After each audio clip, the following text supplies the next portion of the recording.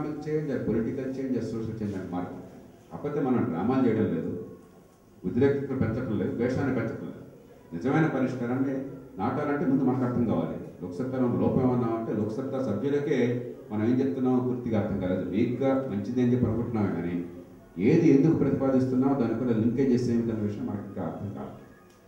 అందుకని ఈ సంవత్సరం మనం ఇది అర్థం చేసుకునే దృష్టి పెట్టాలి. ఈవేళ నేను చర్చ కూడా ప్రారంభించిన కారణం ఏంటంటే మన మీద ఉదాత్తమైన భావాలని చాలా గొప్ప భాషలో చెప్తే చాలు. దాని వెనకాల నుండి సారాంశాన్ని మనందరూ మనసులో ఎక్కించుకుంటే అప్పుడు దేశం మార్పులో భాగస్వాములు కాదు. నేను చెప్పిన దానికి చక్కటి పరిష్కారం ఉన్నది అవసరం. And your right, there is a conflict if you don't address it carefully. చాలామంది కమ్యూనిస్టులు మరి రైతులకి ధరల వాళ్ళని ఉద్యమాలు చేస్తారు, ధరలు తగ్గాలి ఉద్యమాలు చేస్తారు. నాకే అర్థం కాదు మంచిగా ఏం చేస్తారు, ఏం చేయాలి వాళ్ళు చెప్తారు. ప్రపంచీకరణ ప్రమాదం అంటారు, రిటైల్ మార్కెట్ లాగకూడదు అంటారు, అదే వాళ్ళు చెప్తారు.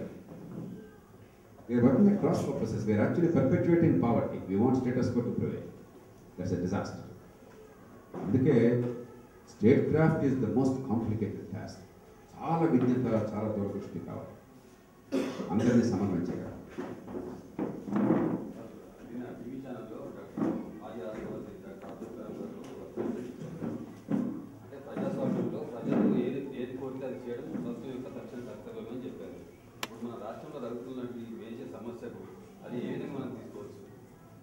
ఇప్పుడు రెండు రకాల సమస్యలు ఉంటాయి. కొన్ని సమస్యలేమో పాజిటివ్స్ అంటే మీరు ఒకటి కోరితే వారు ఒకటి కోరితే రెండుకి వైరుధ్యం ఉండదు, రెండు కూడా సైనర్జిజంగా పెరుగుతాయి. ఉదాహరణకి వ్యవసాయంలో రైతుకి ఆదాయం పెరగాలి, కొనుగోలుదారికి ధరలు స్థిరీకరించాలి. చూడటానికి రెండు అసాధ్యం అనిపిస్తుంది కానీ దెర్ ఇస్ సైనర్జీ వైపు మనం డిస్కస్ చేసాం. కొన్ని జీరో సంఖ్య, ఒకళ్ళకి ఒకటి పెరిగితే ఇంకోళ్ళకి గుర్తు రిజర్వేషన్లు ఉన్నాయి. గుర్జర్లు మేనాలు కోరుతున్నారు. గుర్జర్లేమో మేము ఎస్టీ కావాలని కోరుతున్నారు, మేనాలేమో వాళ్ళు ఎస్టీ చేస్తే ప్రాణం తీసుకోవాలని కోరుతున్నారు. ఎవరు ప్రజలు దానిలో? ఎవరి మాటలు అంగీకరించాలి? ఎగ్జాక్ట్, ఇద్దరిని సమన్వయం చేయాలి. అదే రాజకీయం కర్తవ్యం. తెలంగాణలోనేమో తెలంగాణ వచ్చేస్తే ఇక్కడ వీళ్ళంతా పోతారు, అసలు ఫస్ట్ ఆఫ్ ఆల్ ప్రమాదం. 7వ తరగతి చదువుకున్న ప్రతి వాడికి ఉద్యోగం వచ్చేస్తుంది, మరో భ్రమం. మోకాలు లేపితే ఇక్కడ తెలంగాణలో ఉన్న ప్రతి భూమికి కూడా సాగునీరు వస్తుంది, అంతకంటే పెద్ద భ్రమ. ఈ 3 భ్రమల కారణంగా తెలంగాణ వచ్చేస్తే అన్నిటికీ పరిష్కారం తెలంగాణలో పోరాటం. సమైక్యాంధ్ర కావాలని కోరుకునే వాళ్ళేమో తెలంగాణ వచ్చేస్తే వివిధ కారణాలు, 42 పార్లమెంట్ సీట్లు తగ్గుతాయని కావచ్చు, హైదరాబాద్ నగరం మొత్తం రాష్ట్రానికి ప్రాంతానికి ఆర్థికంగా కీలకమైంది, అక్కడ మన స్థానం అవుతుందన్న భయం కావచ్చు, ఈ నగరం నాశనం అయిపోతుందన్న భయం కావచ్చు, లేకపోతే తెలుగు భాష మన భాష కాబట్టి మన సంస్కృతి కాబట్టి మన దీన్ని పోగొట్టుకోవడానికి చెప్పిన భావం కావచ్చు. రకరకాల భావాలతో వాళ్ళేమో ఎట్టి పరిస్థితులు కూడా తెలంగాణ ప్రత్యేకం చేయడానికి వీల్లేదు, ఇంకేమైనా చేయడానికి వాడుతున్నారు. ఎవరు ప్రజలు రికన్సైల్ చేయాలి. అందుకనే రాష్ట్రాన్ని మనం ఒక మాట అన్నాము, దాని పత్రికల్లో కొన్ని చోట్ల చాలా బలంగా ప్రతిబింబించారు. కేక్ని మనం పంచుకోవాలి అని చెప్పంటే కేక్ని ఒకళ్ళు కోస్తే మరొకళ్ళు కోరుకోవాలి. కాబట్టి రాష్ట్రాన్ని విడదీయాలి అంటే విడదీయొద్దు అనుకునే వాళ్ళకి సంతృప్తి కలగాలి, రాష్ట్రాన్ని కలిపొంచాలి అంటే విడదీయాలనుకునే వాళ్ళకి సంతృప్తి కలగాలి. మీ ఏ పరిష్కారమైనా సాధ్యం, కానీ ఏ నిర్ణయం చేసినా కూడా దాన్ని కాదనే వాళ్ళు సంతృప్తి పడగలగాలి. మొత్తం మీద ప్రతి ఒక్కరిని అందరినీ అన్ని విషయాలు ఒప్పించాలి, కానీ బ్రాడ్గా okay I can live with this అనే భావం కలగాలి. సమైక్యంగా ఉంటే తెలంగాణ వాదులు సంతృప్తి చెందే రకంగా ఏర్పాటు కావాలి, విడగొడితే సమైక్యవాదులు సంతృప్తి చెందే రకంగా ఏర్పాటు చేయాలి. ఇంకో మార్గం లేదు. That's the only reconciliation process. Zero sum game సమస్యలు కాబట్టి అంచేత ప్రజలు కోరిందల్లా చేయడం పరిష్కారం కాదు. అబ్దుల్ కలాం గారు చాలా మంచి మనుషులు విజ్ఞాన అవసరం. నేను కొంచెం ఫ్రాంక్గా చెప్తున్నాను. అబ్దుల్ కలాం గారి దృష్టిలో ఈ దేశంలో పేదరికం పోవాలంటే సంవత్సరానికి 10% గ్రోత్ రేట్ 20 ఏళ్ళు వచ్చేస్తే దేశం అవుతుందని. 20% 10 ఏళ్ళు వస్తే ఇంకా కొంతమంది అయిపోతుందిగా. మ్యాథమెటిక్స్ ఏదైనా అంకె చెప్తే అయిపోతుంది. దానికి ఎలా సాధించాలి? దానికి వ్యవస్థలో ఉన్నటువంటి పొరపాట్లు ఏమిటి, దాన్ని మార్చడానికి మార్గాలేంటి? అది లేకుండా ఊరికే మన చందమామల కథల్లాగా 20 ఏళ్ళలో భారతదేశం ప్రపంచంలో సర్వోన్నతమైన దేశం పోవాలంటే 20% నేను కొంత చెప్తున్నాను. నాకు రోజు 100 మంది చెప్తారు సగటు. రోజు 100 మంది ఏదో రకం కాగితం ఈ పని చేయండి సార్, దేశం మొత్తం ఇప్పుడు మారిపోతుంది. మన బాబాల్లాగా ఈ చెప్తారు. మీరు దేశాన్ని మార్చాలని పూనుకున్న వాళ్ళకి పెద్ద సమస్య ఏంటంటే చాలామంది మంచి మనసు ఉన్న ఉన్మాదులు వస్తుంటారు. ఫోన్లో చావగొడతారు, కాగితాలు ఎత్తి చావగొడతారు.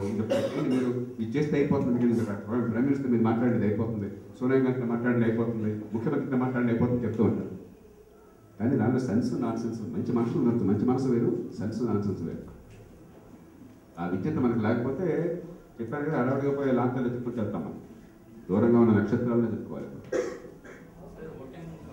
Last 2 questions to be taken very very serious. నా నుంచి మీకు విన్నాం, ముందు మనకి ఈ పరిణితి రావాలి. వివరణ ఏమిటవుతుందంటే, there is a mismatch between Loksatta's ideals and people's appreciation at one level and our organisations understanding of those ideals. అందుకని ఆర్గనైజేషన్ బియాండ్ పాయింట్ మనకు బలపడుతుంది. ఏదో వేగ్గా మంచిది అనే భావం ఉంది, కానీ బలపరచకపోవడానికి కారణం ఐడియల్స్ని మనం అంతర్గతం చేసుకోవాలి, ఇంటర్నలైజ్ చేసుకోవాలి. వారు ప్రతిభగతకు వచ్చారు.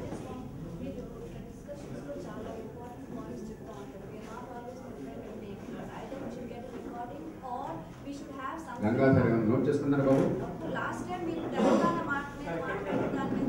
నోట్ చేసుకుంటున్నారా?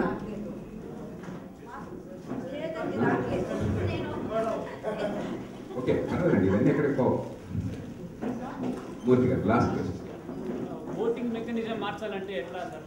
మామూలుగా ఈ కుమ్ములాటలు నాకు అందరూ కూడా ఉంది, బ్యాలెట్ బాక్స్ గొడవలు ఇవన్నీ, ఇది కాకుండా ఓటింగ్ మెకానిజం మార్చాలంటే ఎట్లా ఛాన్సెస్ ఉన్నాయండి? There are no short cuts అండి.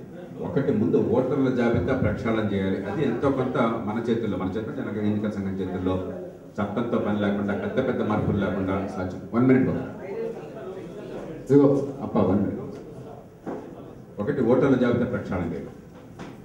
2, ఇంక్రీజింగ్గా మనం అంతా ఆలోచించాలి. కంపల్షన్ అనేది ప్రజాస్వామ్యంలో సరైన మార్గం కాకపోయినా కూడా కాస్త కూస్త ఆలోచించే శక్తి ఉన్న వాళ్ళంతా కూడా ఓటింగ్కి దూరంగా ఉంటే దేశం బాగుపడుతుంది. కాబట్టి సమ్ డిగ్రీ ఆఫ్ కంపల్షన్. మనం జైల్లో పెడతామని ఎవరో జైల్లో పెట్టలేదు. నిన్న కూడా కృష్ణమూర్తి గారు ఎబ్బాయి కంపల్షన్ ఏంటి జైల్లో పెడతారు కాదు, కానీ we must make them realize. Compulsion ఉన్న చోట definitely much higher percentage voting కొన్నాం. కంపల్షన్ అంటే జైల్లో పెట్టాం. నీకు 100 రూపాయలు ఎక్స్ట్రా ప్రాపర్టీ ట్యాక్స్లో యాడ్ చేస్తాం, 100 రూపాయలు ఎక్స్ట్రా ఇన్కమ్ ట్యాక్స్లో యాడ్ చేస్తాం. ఏదో ఒకటి నీకు సివిక్ డ్యూటీని గుర్తు చేస్తున్నాం, కొంచెం ముందు కొరత కొద్దిగా పొడుస్తున్నాం, జెంటిల్గా వచ్చేమో కొట్టినట్టు. అంతకుమించి చెప్పే ఉండదు, ఎవరు జైల్లో పెట్టలేదు. కానీ ఇది చేయకపోవడం తప్పు అన్నటువంటి భావన ఇప్పటిదాకా లేదు, అది తీసుకురావాలి. అది 2. 3, ఎన్నికల వ్యవస్థను మార్చాలి. వీళ్ళు తమాషా పద్ధతి తీసుకొచ్చినట్టయితే నేను వేసే ఓటుకి ఒక ఫలితం వస్తుంది, నా ఓటు వేస్ట్ కాదా, వేస్ట్ అన్న భావం ఉంది. ఆ నమ్మకం వస్తే things will change. 4, government localize చేయాలి. కాబట్టి నేను వేసే ఓటు వల్ల అక్కడ దోమలకి మందు రావడం దగ్గర నుంచి రోడ్లు గుంటల దాకా పరిష్కారం ఎక్కడ ఉందని చెప్పిన ఫీలింగ్ క్రియేట్ చేసాం అనుకోండి, అగైన్ పీపుల్ విల్ పార్టిసిపేట్. ఈ 4 పద్ధతులు చేయాలి. Some are in our hands, some we have to fight for. Friends, ఇప్పుడు I'm truly delighted with this interaction. కానీ మరి మొగలయ్య రాక్షసుడు చేత మన చేతుల్లో లేదు. ఈవేళ మరి నియోజకవర్గాన్ని ఆడదంటారు కదా, అక్కడ ఒక ప్రోగ్రాం ఉంది. తర్వాత ఒక 500 మంది యువకులు ఈ సాఫ్ట్వేర్లో మల్టీనేషనల్స్లో పనిచేస్తున్న వాళ్ళంతా కూడా వాలంటీర్ సెక్టర్లో పనిచేస్తే వాళ్ళు 100 kilometers సైకిల్ రైడ్ చేసి they wanted an interaction in Novartal.